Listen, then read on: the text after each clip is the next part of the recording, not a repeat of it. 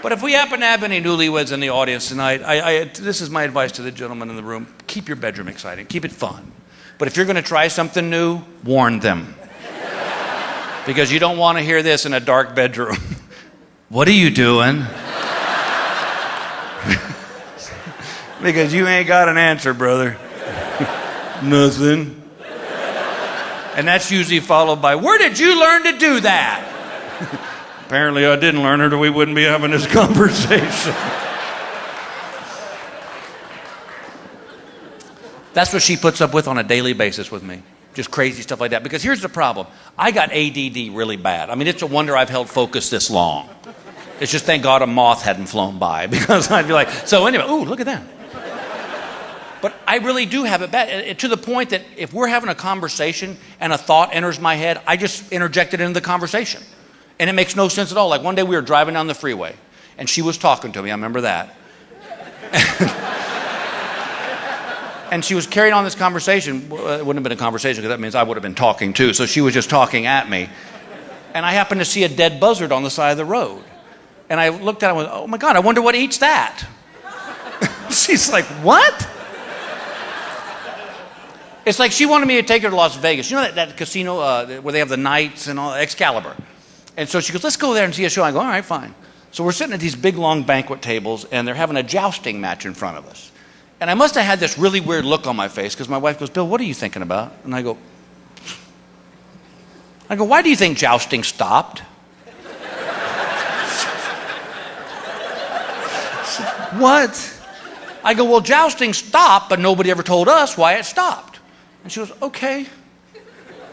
Why do you think it stopped? And I go, well, I think one knight got mad at another knight and said something offensive like, hey, sir, jackass, I'm going to joust you. And the other one went, whatever. And they climb on their horses, and that one lifts up his big old spear and starts running at that other knight. And just as they got really close, the other knight just took out a gun and went, and everybody that saw it went, wow, that was faster, yeah. It's like I have a friend who lives in Oregon, and last winter they had a really bad ice storm. So I called him to see how he and his family were doing. He said, oh, we're fine, power's back on, everything's good. And I said, well, how are the roads? And he goes, oh my God, they're slicker than owl snot. And we finished our conversation, and I was walking across my living room, and I physically stopped and went, slicker than owl snot? Who came up with that one? And I pose this question to you people here tonight.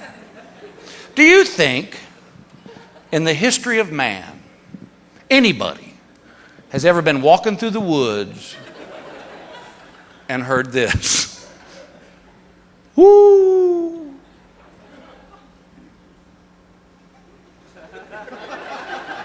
Woo!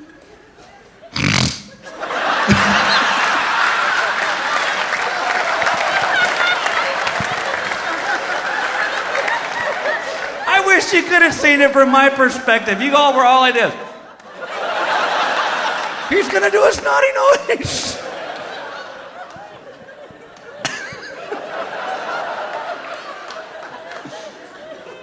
Oh, Lord. On the morning of my 50th birthday, my wife and I had this discussion. And I said, you know, honey, I really wish that you would listen to me more. And she goes, I listen to you just fine. And I go, no, you don't. And she said, what are you talking about? I said, well, let's say we're on one of our little walks. And I see ahead of us a big mechanical crane. And attached to this crane is a metal wrecking ball. And I see the safety rope break. And that metal ball starts swinging down. And I can tell by the arc that it's going to hit you in the head and kill you. I would go, duck! And you wouldn't duck. You'd go, what? And boom, it would hit you in the head and you'd be dead. And she goes, well, then you know what? You're right. I don't listen to you. She goes, but do you want to know why I don't listen to you? And I said, yeah, why? And she goes, because if I ducked every time you said duck, you would do it just to screw with me. And I went, touche. I would not pass up that opportunity.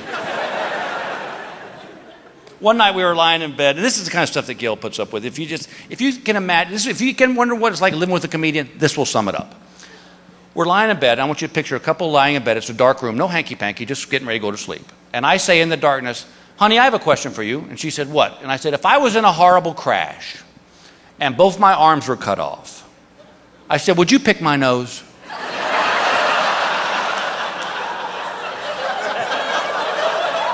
Yeah, I think it's a legitimate question. We're talking love and commitment now. And her bedside light came on. And she said, what did you just say?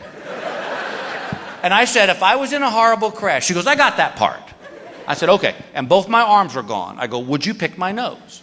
And she said, no, I would not. And I said, well, then you don't really love me. And she goes, yes, I do, but I would not pick your nose. And I said, but what if I had a big old booger in my nose that was so big it was impeding the way I breathed and I might die because I wouldn't get enough oxygen? And she said, then we would drive to the drugstore and I'd buy one of those baby suckers and I'd suck that booger out, but I am not picking your nose. And she turned off the light, and in the darkness I said, well, just so you'll know, I would have picked your nose. So I love you more than you love me.